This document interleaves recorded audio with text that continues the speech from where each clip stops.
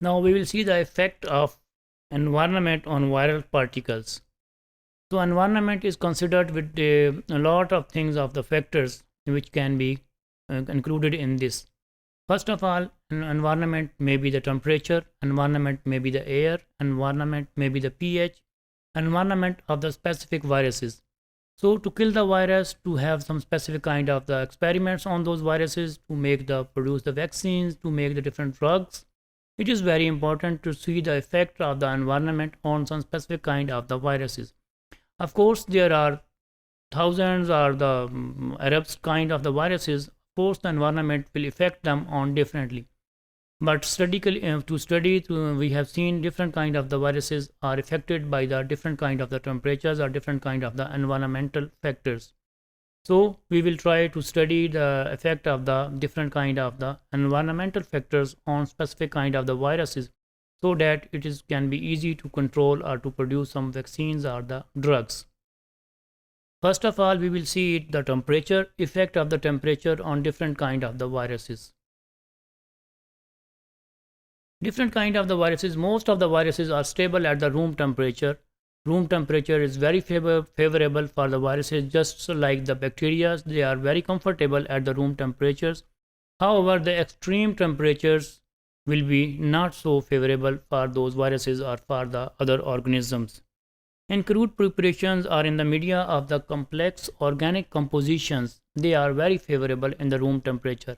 If you need to propagate the viruses, if you need to make some special preparations for the viruses, then the room temperature is the very favorable for them. However, the inactivation will start in the extreme temperatures of the drying, or the extreme temperature, the more temperature, the more chances of the virus to be the uncomfortable. We cannot say the virus is killed. We need to use the term as inactivation, because the viruses are, we can see that at 50 to 60 degrees centigrade, most of the viruses will start inactivation. And if we need to use the food preparations, then we need to calculate the each virus according to that. You can see it that whether the virus is inactivated in special kind of the food preparations or not. Similarly, the freezing will not technically inactivate, but it depends on special kind of the viruses. Why the viruses are inactivated? Because they are the complex of the nucleic acid, and they have some simple proteins. So for the extreme temperatures will deactivate some special kind of the proteins. Some viruses, of course, we have already seen that while to use the term of the inactivation, except the viruses are killed, because viruses lack many of the basic structures of the life and functions necessary to be considered as living organisms. Most importantly, they need the host machinery to replicate. They technically cannot die because they are not living, because we can see it, maybe they are not technically dying. However, the extreme temperatures, extreme high or low temperatures, technically don't kill the viruses, but they will be happily inactivate them. And most of the viruses are deactivated or inactivated at the temperatures between 165 to 212 degree Fahrenheit. They will be inactivated most of the times, but they are not technically, we can see it, inactivate or deactivated. Then the viruses can withstand the freezing temperature. Most of the viruses are capable of withstanding the freezing temperatures. However, if you take the example of the HIV virus, the human immunodeficiency virus cases, in which contaminated frozen human materials has been implanted, and then the research was done for the recipient and infected the patients with that HIV, and then virus was yellow, the Ester yellow. There is one more example of the Ester yellow virus, which is capable of the destroyed at the low temperature of even 32 degrees centigrade. Now there is the Center of the Animal Disease Control and Prevention in the USA. The temperature, according to their claim, that temperature of 167 degree Fahrenheit or the 70 degrees Celsius is enough to kill the influenza viruses. As far as the influenza viruses are concerned, CDC has claimed that it is enough to be killed or deactivated at the 75 degrees Celsius. The temperature is often cited as lethal against the viruses in general, and this is the viruses because we have already seen that about 55 to 60 degrees centigrade, the viruses are started to be inactivated, and the 75 degrees centigrade has been considered as general lethal dose for the viruses.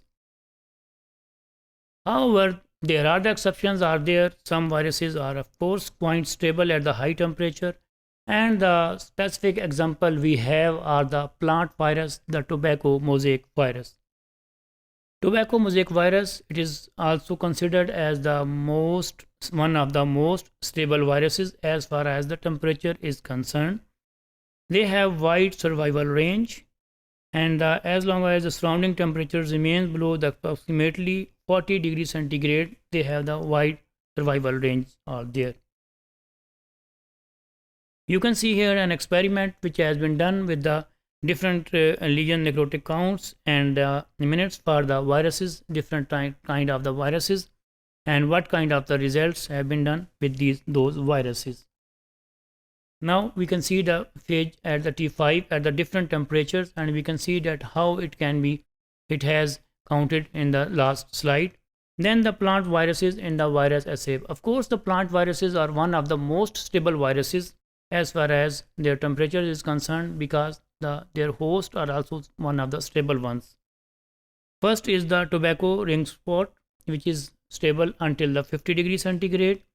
Then the tobacco mosaic virus, we just seen in the last slide, they are one of the most stable viruses, so they will be at even the 90 degrees centigrade. Tobacco necrosis about 86 degrees centigrade, and then the alpha mosaic virus, which is capable of the survive at even at 62 degrees centigrade. Now, for the temperature control does not much affect of the virus to kill the viruses, except the few exceptions. However, the influenza viruses, they will lose their infectivity at the 55 degrees centigrade, so it will be very easy to control them at the, and we cannot say low viruses, the low temperatures 55 degrees centigrade is still a lot of viral range, and so however, if we are going to cooking range or we are going to some food stuff, so it is enough for the influenza virus to be inactivated at the 55 degrees centigrade.